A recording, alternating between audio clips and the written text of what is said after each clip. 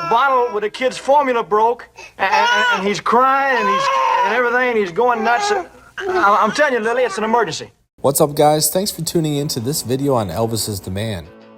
On this day, December 5th, 1960, the soundtrack G.I. Blues started a 10-week run at #1 on the charts.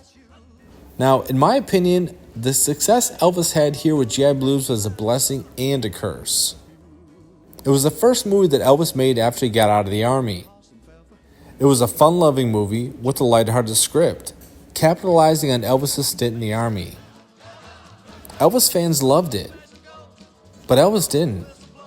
The movie companies realized that anything Elvis did went gold. He had the Midas touch, so to speak.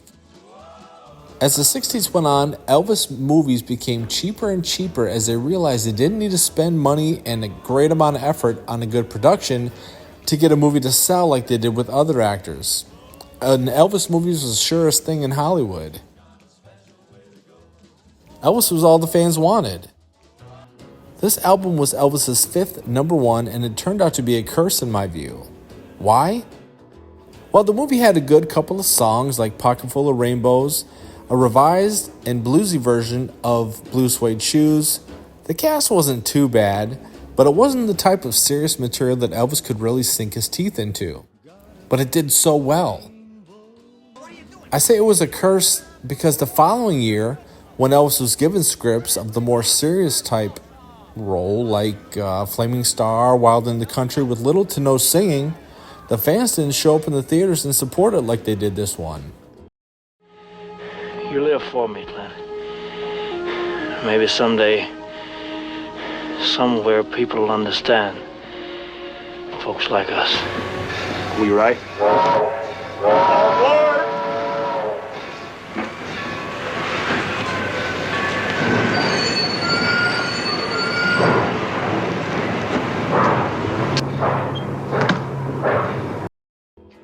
Now, this movie was a blessing in the sense that Elvis realized that after the Army, he still had his fan base, he still had his career, and the fans loved him.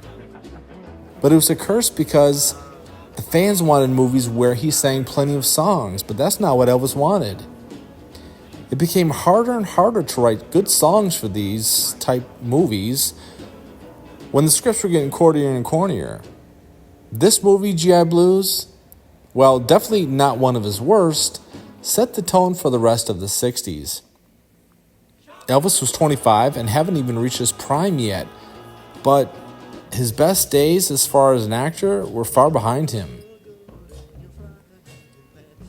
Movies that were successful of the more serious type role in the 50s like Jailhouse Rock and King Creole, while giving some good songs, were a thing of the past. Elvis didn't know this at the time here. He was a good soldier, no pun intended, and did the best with these types of scripts. So I do like this movie. I mean, Elvis looks cool, sings some good songs I listen to a lot, like Pocketful of Rainbows and the bluesy version of Blue Suede Shoes. But this was kind of like the beginning of the end, so to speak. It was good, but then it was also bad. Tell me in the comments what you guys think of this. This movie, while definitely not his worst, set the trend of the 60s.